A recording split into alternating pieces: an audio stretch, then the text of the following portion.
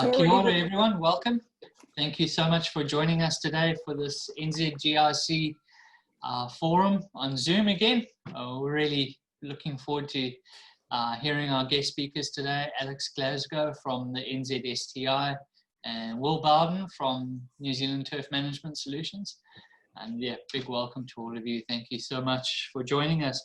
Just a couple of housekeeping issues before we really get into it. Please, could we ask you to mute yourselves so that our guest speakers have the opportunity to have a good conversation with us. And then also just a reminder to please use the chat on the system, on Zoom, to send any questions you have at any time, and we'll try and answer them as we go along. So, yep, thank you very much. Just also a big thank you to everyone that's supported and been supporting each other, most importantly, over the last 12 to 15 weeks or so. It's from a New Zealand Golf Course Superintendents Association. From our side, it's been amazing, the support that we've had from all the industry sectors, government and so on, and it's nice to see everyone collaborating and working together and working towards a common goal. And it looks like, from all accounts, that the future for golf is looking quite bright. We're hearing numbers that are encouraging in terms of golf and new memberships, and we really hope that translates long term into you know, really strong growth for the industry. Particular mention New Zealand Golf. Thank you to you guys for everything you've done for us, Cole and Dean and everyone, and getting us greenies back on the golf course and looking after the courses so that we could be ready for golf when it returned. And I think the timing really worked out nicely, and hopefully around the country we've got a lot of happy golfers. So getting into it, firstly, I'm going to introduce Alex Glasgow from the New Zealand Sports Turf Institute.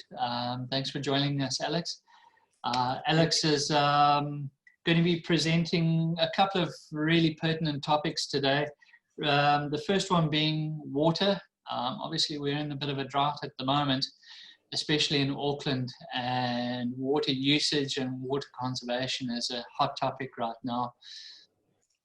We thought we'd talk about it right now so we can start thinking about strategies for long-term sustainable water use, and thinking outside the box, mostly because the public will start questioning one day how much water golf courses use and where our sources are. And I think we need to be ahead of the game and be able to communicate effectively with the community, where we get our water from, how we're trying to diversify our sources and secure our water usage. And the second part of his conversation will also be quite pertinent. Now, obviously, we're looking, the future's uncertain financially for some, if not most, golf courses. So how can golf course maintenance cut costs and help the club achieve a stable financial outcome in the short and long term? So over to you, Alex. Thank you. Okay. Yeah, thanks for that, Spencer. And I'm just going to talk. A bit about this water situation, and it's a little. I just one of the things I wanted to do is just talk about the sort of implications for golf clubs in Auckland at the moment, because I think it's relevant, potentially relevant for a lot of other places. So, you know, and I just wanted to put it in a little bit of perspective. Now, if you've got any question, just do it on the chat. That'd be at any time. That'd be good because I can see them pop up. Okay, so So what I was thinking, water sustainability for golf courses, or whatever, something along those lines was the name of my talk here. I was just thinking here that 2020, it's not been a good year. Well, we've had this once in a lifetime drought plus this pandemic, and to me, one of the things that these things show is the importance of sort of planning for the worst. Planning for different circumstances than we have now, and around water is an important part of that. Okay, so just sort of, if you're looking here in Auckland at the moment, if we look at the immediate future, you know, if you're fully dependent on council water, you have to plan. You have to be planning for severe water restrictions.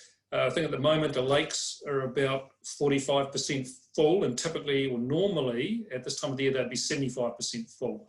So you know, they're way down, and I would say that if we only get average rainfall for the rest of the year, there will be no, I think they'd go to a very high level of restriction, so no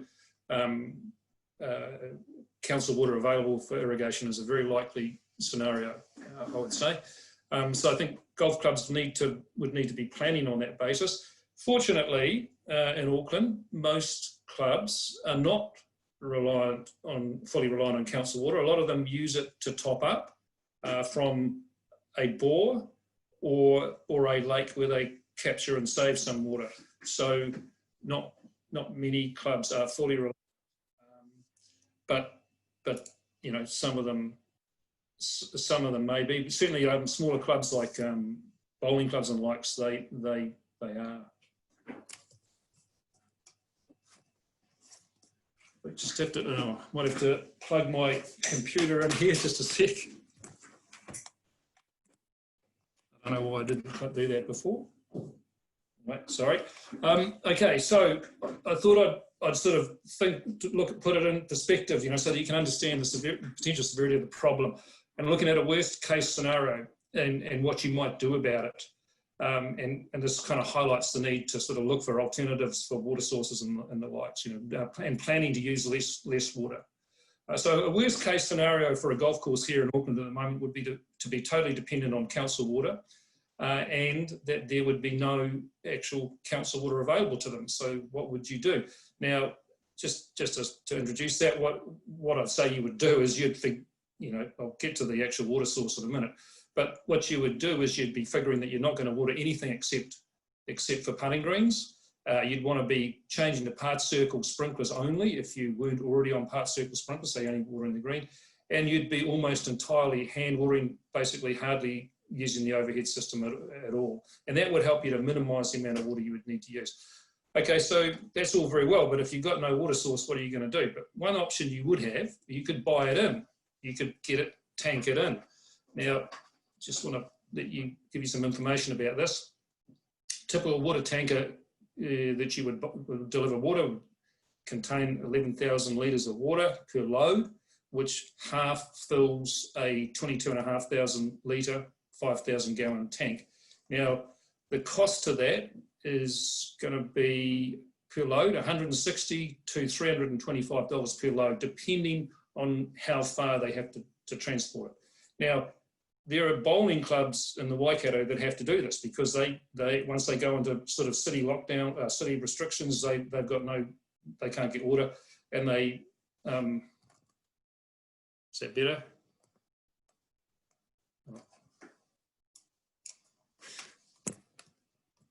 Okay, how do you get this back? Yeah, so they have to buy it in.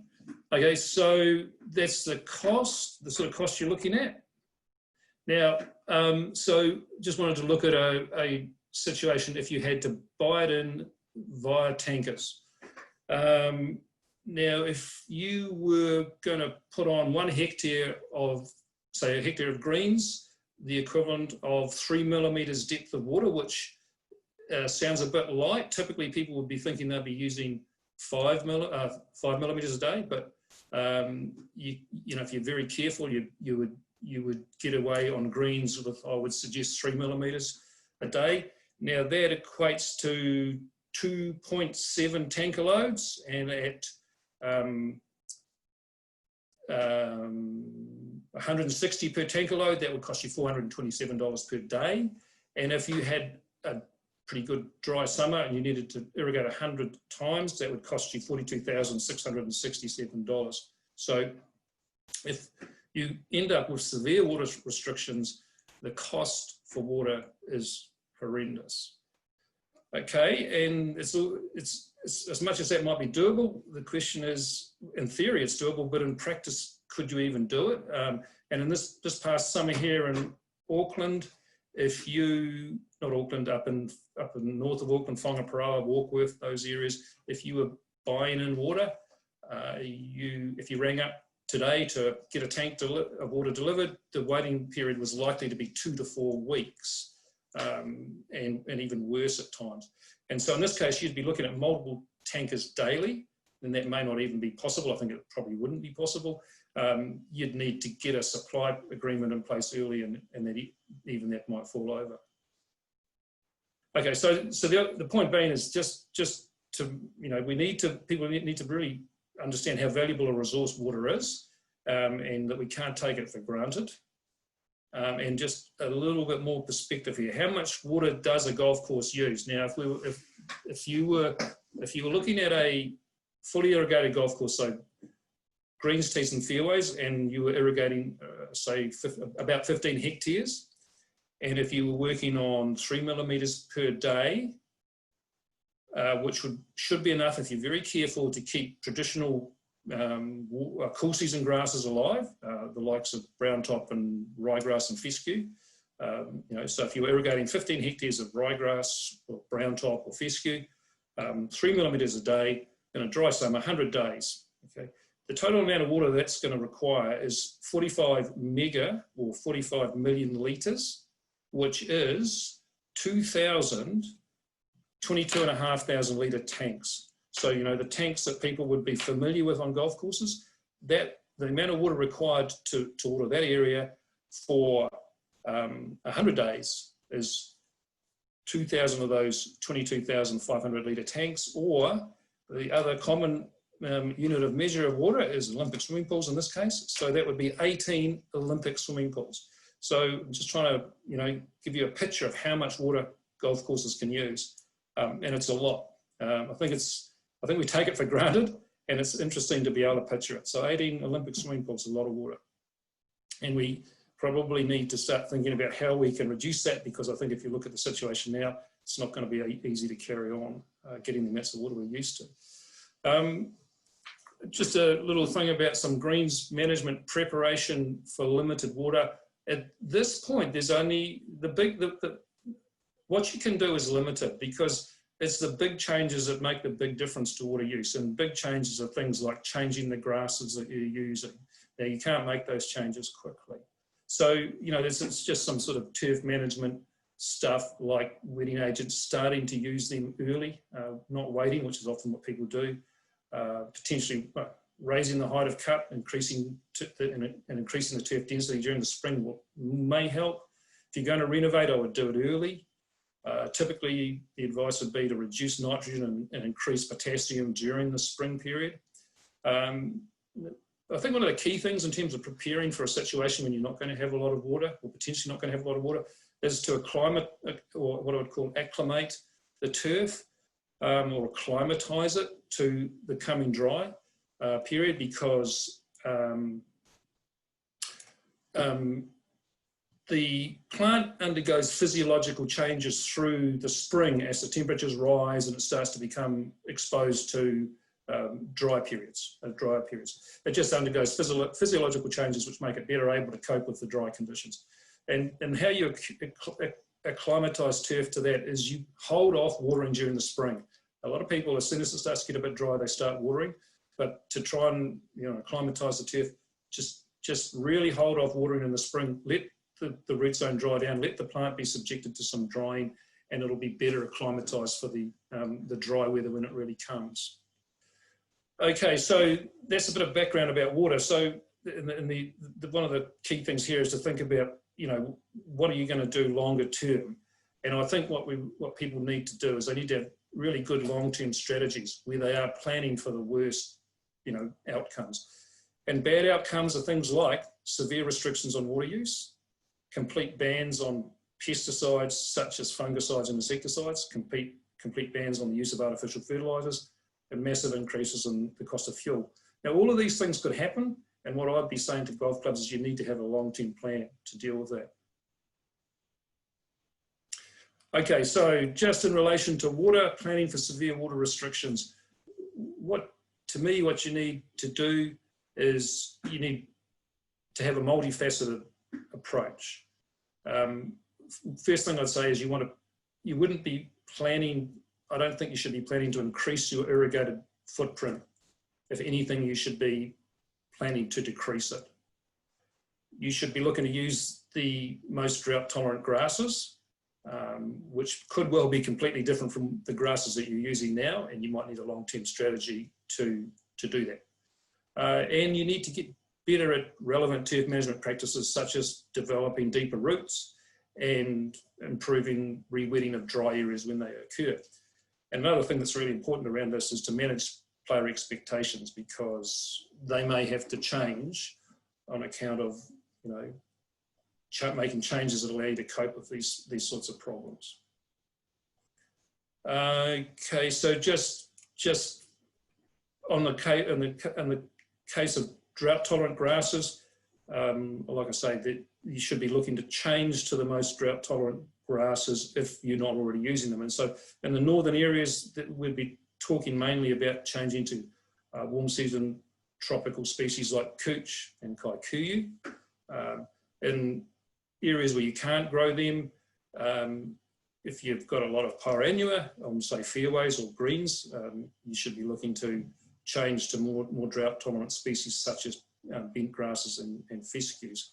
Now, those might be quite difficult changes to make, but you have to make, if you're going to do it, you have to have a plan to do it, and it might take quite some time, but it's the approach you need to take.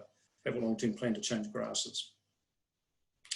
You know, what you want, and this is in relation to greens, is grasses that don't die. And in particular, if you're looking at putting greens and you're dominated by pyranua, you are susceptible to water restrictions, because basically pyranua will die if it doesn't get enough water or gets significant water restrictions. It will die and then you have to replant. Whereas bent grasses, they won't die. They will go brown. They'll go dormant, but once the water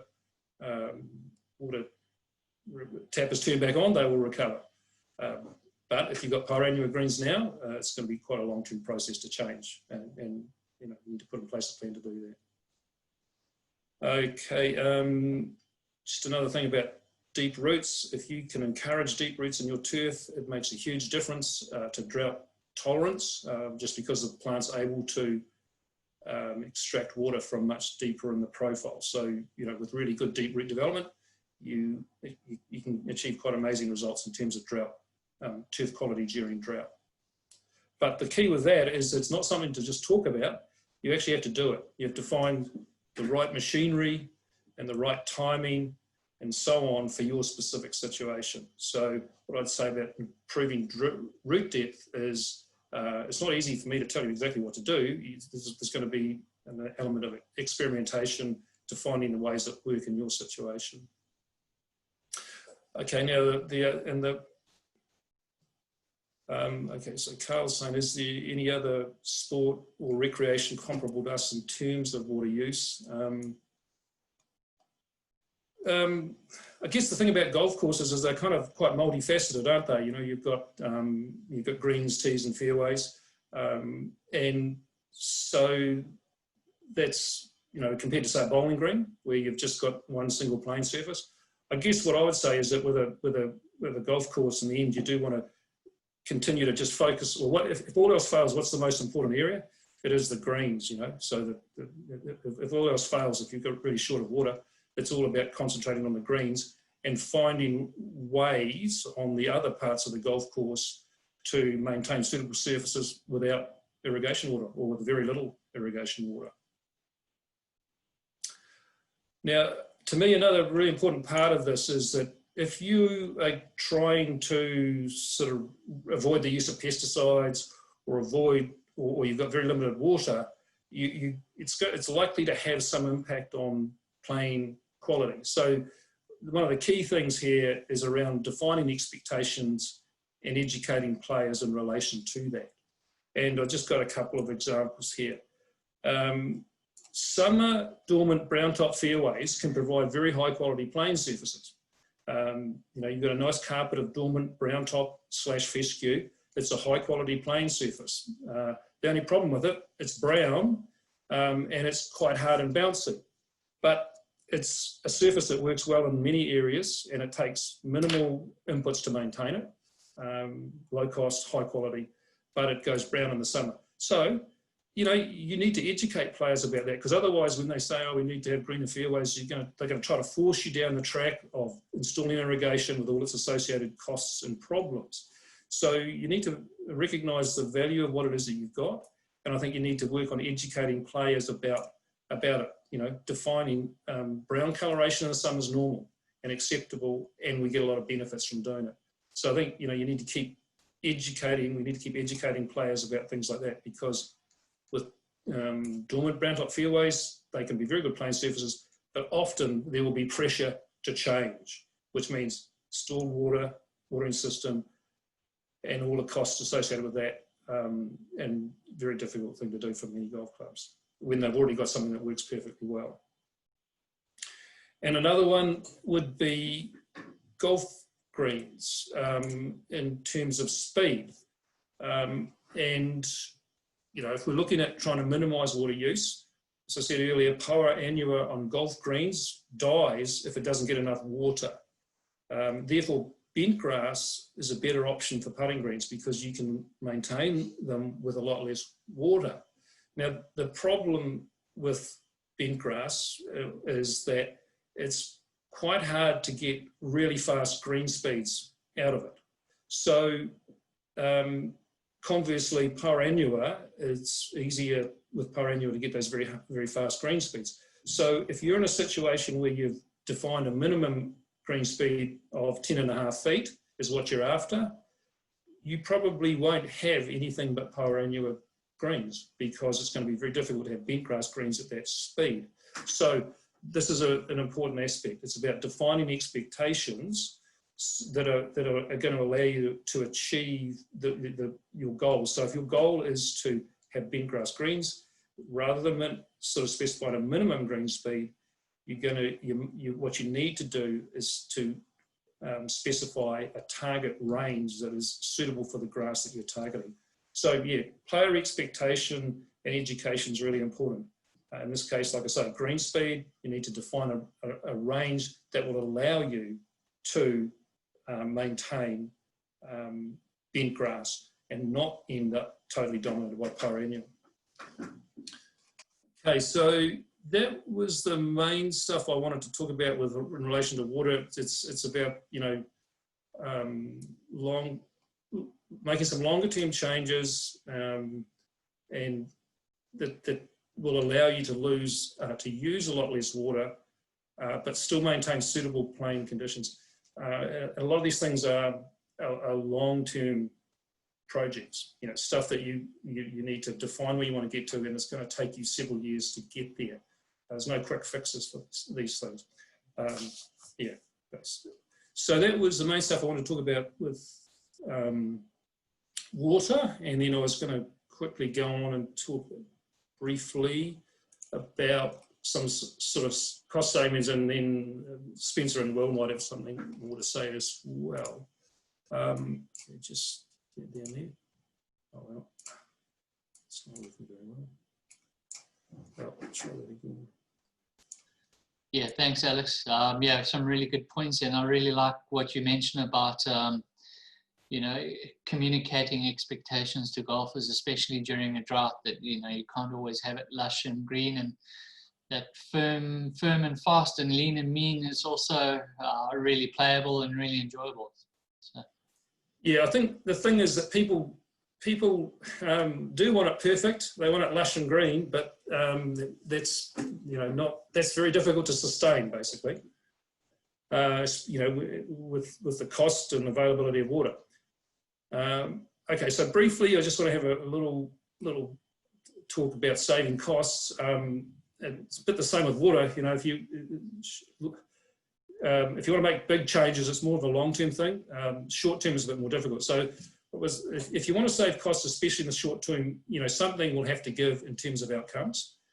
Changes that save costs without some associated change in outcomes are likely to be longer-term structural changes, such as changing grasses or changing to electric mowers, for example.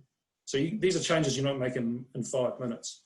So in the shorter terms, in the shorter term, cost savings are most likely to be at the expense of some of the outcomes achieved. For example, a less well-groomed golf course. So maybe you don't do stripe cutting, which takes more time and more cost. Maybe slower green speed. So cost savings are going to tend to require some sort of outcome change. So once again, this relates to player expectations. And in my opinion, what a normal expected course conditioning standards now, they are very high. Large clubs are targeting green speeds in excess of 11 feet, and that's super fast. And the general standard of greens at golf clubs all over the country, I think it's incredibly good. Even small clubs without a lot of money, they do an incredibly good job. And to me, this has been driven by player demands and expectations, which are essentially beyond the means of a lot of clubs. So player demands and expectations have ramped up course maintenance costs to levels that are unsustainable for a lot of clubs. And so what's the answer to this? Well, I think that clubs need to, it's sort of relating back to what I talked about before, clubs need to define a standard of course conditioning that they're going to provide. And the standard needs to be realistic and sustainable for each individual golf club. And the standard should not be a minimum targets, but rather a targeted range. So, the problem with minimum targets, if there's no upper limit, and so things just ratchet up. And that's what's happened with green speed. So, for example, instead of targeting a minimum of 9.5 feet, the green speed target should have upper and lower limits. So 9.5 feet to 10.5 feet. You set a target, it'll make a huge difference. It'll stop that ratcheting up of costs, basically. And also acceptable limits for, say, disease and weed content should be set. Because it's like easy to say the expectation is to be disease-free, but the cost implications of 100% disease-free versus 99.5% disease-free are massive. And 99.5% disease-free is good enough, would be my take on it. I'll just give you an example of that. I remember a few years ago going to a golf course called All Woodley Golf Club near Leeds. It was where Alistair Mackenzie started out, and he did some design work there. It's a prestigious club, it's wealthy clientele, and I was there in the early mid-spring, and there was a lot of fusarium activity present in the greens at levels that would not have been accepted here. But they didn't, the members there were not concerned about it. They were perfectly accepting of it. It wasn't destroying the putting surfaces. They were quite suitable. So it was quite striking. There were levels that wouldn't be accepted here, but they were accepted there. At that time of the year, they knew that they were going to recover reasonably soon afterwards. But so allowing a bit of disease or a bit of some faults can massively increase cost requirements. Another example, I saw some green surrounds recently. They were couch, and they were an ideal playing surface with minimal maintenance requirement, maybe mowing once a week, but they didn't look great because the cover was thin and the colour was washed out. They could have made them look great by fertilising them more, but that would have necessitated at least twice weekly mowing and more renovation and top dressing. So it was a situation where the surface that they had was good but not great, and to go to it being great would have taken a lot more input. So what they had was pretty good, I thought, but the demand could have been for more than that. So I think this is the challenge: how to manage player expectations to avoid falling into the trap of just ratcheting up maintenance inputs and costs to unsustainable levels. And just one final thing about this, I'd say, you can't tell me that people won't play golf if the playing conditions are slightly lower, because that's what happened after the shutdown finished. People were out falling over themselves to play golf, and the conditions probably were a little bit lower than they normally would have been. Okay, so I'll be quiet now, and if there's any kind of questions, or if you've got anything else to add, Spencer and Will. Thanks, Alex. That's awesome. I think you've hit it on the head, and I think it's incumbent upon, especially superintendents right now, as far as possible. They know that the club potentially could face a financially unsecure next few months, so not sure exactly what the financial outcomes are going to be, that we think about outside the box a little bit and look at options and trying to save a few dollars here and there that might make all the difference in the long run. You know, for example, as you mentioned, just mowing lines and mowing patterns and training your team in how to get from one area to another more efficiently and saving a few liters of fuel. Because at this time of the year, fuel is probably one of the bigger expenses. So trying to find ways of saving a bit of fuel, assessing, mowing, that sort of thing. So thanks, Alex. Fantastic. Our next guest speaker is Will Bowden from New Zealand Turf Management Solutions. And thanks for joining us, Will. We thought we'd add in this section, it's about the GEO, Gulf Environment Organization certification process, how to go about it and why to go about it.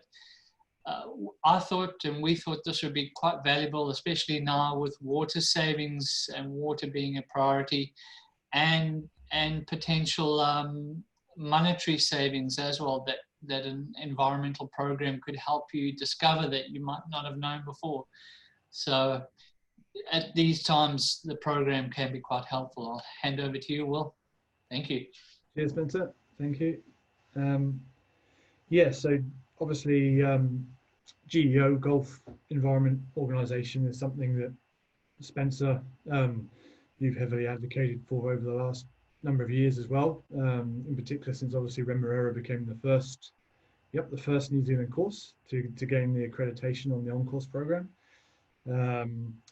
And I guess it's one of probably 3 larger international environmentally based or sustainability based accreditations out there, sort of specifically targeted or tailored rather for the Gulf sector. So I mean, obviously, I know you'll be aware of Audubon, which is another massive one around the world, and there are a couple of others, but I think they're mostly up in Europe and the UK that are linked with the STRI and Gulf environment. So there's a few large initiatives floating around in this sort of space, but GEO, I think what personally attracted me to it, and I thought would work really well in New Zealand, is its adaptability, and it's just from personal experience, it's quite a low level of administrative pressure, if you like, or expectation that's put on the club. So I think that's the first point that I think is really important to make, is very often when we talk to clubs, general managers, supers about GEO, because pretty much everyone's positive about it in their reaction, you know, in the initial stages, why wouldn't you be? There's a financial fear, and we'll come on to that in a moment. And there's a administrative fear, if you like, that we're going to saddle ourselves, or the club is going to saddle itself with a responsibility and an additional pressure that needs resourcing in terms of applying and going through the certification program. So that's where I think GEO is quite unique. There is no time limit. That's the first thing, and I think one of the most important things to sort of make clear. You embark upon GEO accreditation at your own pace. So it's a very simple process. You go online, literally Google GEO on course. It'll come up. There'll be a whole bunch of different pages that it'll send you to. Click on the website, GEO website, and there it's very, very intuitive. The website's been souped up and edited and amended a lot over the last 2 or 3 years in particular. So they've done a really good job with making it work in a very user-friendly way. It's a cool interface. So you can go on the website. You can, first of all, before you commit to anything, it's just sussing out what clubs are doing, what it means to be GEO certified, and what it means, probably what the values are, what the key values are. So there's heaps of really good case studies on there, which is a really good place to start. So then you can start sort of understanding how applicable this could be to your situation. And I think going back to that whole time pressure, that's really valuable. So there's no deadline. You can start with an online page, if you like, an online platform straight away, free of charge, and you only actually pay to start getting, if you like, accredited, if you start committing to the on-course program once you register. And I do believe, Spencer, there is still, isn't there? Well, I don't want to put words in your mouth, but there is still some sort of help that the association's offering with that initial registration fee, isn't there? I think. Yeah, there is a grant available through the NZGCSA, particularly targeted at some of the smaller golf clubs that really want to take part, but might not always have the means to take part in a project that can be seen as a nice to do. So, yep, have a look online and please apply. Yep. So that's really cool. And then basically from there, it's either, there's a couple of things. You just plod along and you do your own thing. And like I say, it is very self-explanatory when you're into the system. Or there's also plod along and do your own thing, and also reach out to a GEO advocate, GEOSA, someone like Spencer or myself or whoever. There's a whole bunch of guys all around the world, someone who's already gone through it. You know, we've got 9 golf courses in New Zealand now, which doesn't sound a lot, but it's building very slowly, that are either on or have achieved on-course accreditation. So, and obviously through New Zealand Golf, there's a partnership there with GEO, and that's a formal partnership, which is fantastic. It's basically trying to bring together all aspects of the industry, the playing, all of us, to achieve this goal of trying to support clubs across the country, however big or however small, to get on board with something that's really worthwhile for them as individual clubs, and also really worthwhile for us as an industry to be able to celebrate and promote. I think, and that's probably one of the key aspects, is a lot of the stuff that the GEO program will ask you as a golf club to document, you're doing. I can guarantee you're doing it. It's like it's general, high level, really, in many cases, good practice, and it's not anything that's going to put an extra pressure or an extra stress on the vast majority of golf clubs being run well across New Zealand, big or small. I think probably in the initial years, we got obviously the likes of Remuera, Taraiti, Jack's Point, those guys, Royal Wellington, Wairaki on the scheme, and it might have created, so there's a good part of that because there's a lot of promotion that comes through those sort of courses being successful on the on-course scheme, but there's also a potential, not negative is the wrong term, but potential downside that it's perceived as something that only these, and let's face it, the higher end elite type courses can actually achieve, and that's not the case at all. And I think that's starting to come through now with the next wave of applicants, such as Pukekohe's, Murawai's, your sort of more typical New Zealand, still very good, but more typical New Zealand golf course. And I think that's underlining the accessibility of it. A really good point that Alex made in his last in the last presentation there about cost savings with resources, and I think actually we sort of briefly touched on striping patterns and the intensity of managing playing surfaces or courses. There is, and it's there for you to check out on their website. There is a really good case study that they recently uploaded, GEO, and it's over in the States, but it really doesn't matter where it is. It's still applicable to us all. And I'm just going to read out, I just made some points last night, just read out a few key points of what Bear Trace Golf Club, which as I say is over in the States, have achieved through literally just through reviewing that mowing component of the course presentation, nothing else. So they reviewed their mowing practices, they were striping, cleanup cuts, the whole shebang, as we tend to do. They reviewed that to go block cut, so light and dark, so quite traditional, not for everyone, but in this instance, the club were on board and decided that was acceptable. So day-to-day mowing went to block cut mowing. This saved, and this is all data from GEO, so it's independent. This saved 2 hours of man hours per week on fairway mowing alone, which equated to somewhere around 312 man-hours saved per year, just for mowing the fairways. And this is where it has, we're not talking huge amounts, but it's still quite powerful, I think, where you're saving just over 3,000 litres of diesel. This is just from reviewing fairway mowing, which equates to about New Zealand, $3,500 per annum just in diesel saving, just from going from a striped fairway to a black and white fairway, just day to day. So that's not saying that if you have a major tournament or a big pennants weekend, or you're going to flash the course up and you can stripe it up. We're not sacrificing presentation if that's important to the club, but we're making day-to-day amendments to the basic presentation, which is possibly over and above what is required, say, on a day-to-day playing schedule. And then to add to that, if it means anything to anyone listening, it certainly does, I think, to most of us, the carbon emissions, just over 18,500 pounds of point source CO2 was also eliminated in that one decision.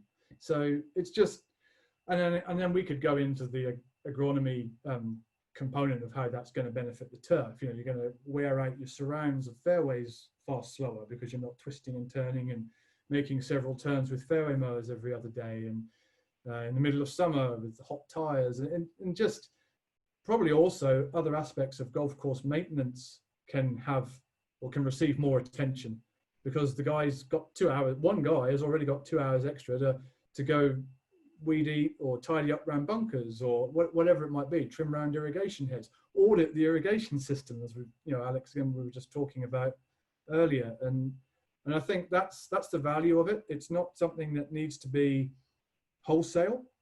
GEO really is about just gathering, I guess in summing it up, really, it's about gathering your data, gathering together what you're doing now as a snapshot. Ideally, you've got some historical data, a couple of years to pull on, but not a big deal. It's not an audit as such. It's a support mechanism for a club to just understand where they're at and then figure out or identify very clear and specific tasks in all different areas of that club where they can make some savings. And those tasks obviously can be fully open to consultation. You can go to a committee meeting, you can go to the club, you can go to members for voting, however the club wants to run it. It doesn't have to be dictatorial. It really is a whole of club philosophy that GEO is trying to promote, because we all know, if one faction of a club makes a decision, the other disagrees, it's inherently unsustainable. There's going to be a conflict and someone's going to have to back down, and yeah, it's not going to lead to a productive outcome. So it's all about supportiveness, and I guess in these times it takes on a whole new meaning. I think it's been very environmental perhaps up till now, but in recent months, in the last 6 months, and now obviously post COVID-19, it's sustainable in terms of operations and environment, without a doubt. And yeah, 9 courses already, quite deeply committed, and we're working towards increasing that on a monthly basis, really. Yeah. Thank you, Will. Good if I may, there was one aspect of the program that I found particularly valuable to our club and recently was the community engagement side of the GEO program, and finding ways to become more connected with the community. And for example, inviting schools to see what you're doing, beekeeping, this, that, whatever environmental projects or things you might want to achieve, getting the community involved, and creating that awareness and becoming the center and the heart of the community for those experiences can be extremely valuable, not only to the community, but to the golf club, especially in times when it is a bit harder. And you might even find that you pick up, people wanting to play golf, they want to get into the industry in some form or another. They want to have their birthday party at the golf club or weddings or whatever. You start breaking down those barriers, all because of a possible environmental link, and you start creating and fostering that community spirit, which is really important as well. So. That's a really good point. And yeah, and fully as an industry, we're really struggling to encourage new young people into our industry to feed up from the bottom. You know, it's hard. It's really hard. And who wouldn't, you know, that's how and I'm sure probably you as well, that's how I got into this. Was I used to go out on the golf course down the road from us, and I saw the greenkeepers out there. I thought they're having a good time. Well, might give that a bit of a go. And, you know, that's how it happens. If you get surrounded by that environment and you, something, not necessarily even just golf, but something within that environment sparks a passion or interest in you, then off you go. And what you've been doing at Remuera with that, with the community engagement, well, it's perfect opportunity for. And it's exciting when you start, you know, interacting with people from the community on an environmental level. People can't help but get excited, and it really starts growing, and it becomes quite infectious, and it can be really good for golf clubs. So there's lots of tips and tricks on the GEO website, lots of ideas, lots of people that have done stuff. So if anyone's got questions, please ask. It's a pretty awesome program, and you know, it's not only for the bigger, wealthier, stronger clubs. Anyone can benefit out of this program, and there's support for everyone, which we really want to encourage. So thank you, Will. If you've got any questions, please fire them off to us either via email or on the chat, or anytime, really. We're happy to help. The NZGCSA has got heaps of resources on the website to have a look at. I know NZSTI, you guys have done a huge amount of awesome work on the environmental side of things, and I'm sure you're able to help, and Will Bowden as well as a GEO. So thank you, guys. We really appreciate it. So thank you. Just in closing, just from the NZGIC Golf Industry Council point of view, we just want to let you know we haven't forgotten about the conference. Obviously, the Whole of Golf conference was planned for the first week of August this year. We're really excited for the future now that we're out of full lockdown. We hope, you know, the rest of the world bounces back fairly quickly from this. Obviously, it might take longer in other parts of the world. But many of our guest speakers, our fabulous guest speakers, have recommitted themselves to future conference with us, and we're hoping to build on that. So we're looking forward to nailing down a date for next year, probably around the same time if we can, but we'll get back to you and confirm all of that. And we're excited to present that and have you all with us in a live meeting in the future and a live conference. Again, thank you to everyone that's been participating and dialed in today. I really appreciate it. We really appreciate it. And if you have any questions, please fire them off to the NZGIC, myself, Alex, Will, anyone. Thank you very much. Hey, Spencer, sorry, I can quickly answer that other question that Carl flashed if you want. Just the cogs in my brain move pretty slowly, and I kind of realise now what you were asking about comparable other sport or recreation comparable to golf. Now, you know, if you're talking about a fully irrigated golf course, you know, greens, tees and fairways, I don't think it'd be hard to find anything that's comparable. I guess one sport that does use a lot of water, horse racing tracks. They're big, you know, they irrigate a big area.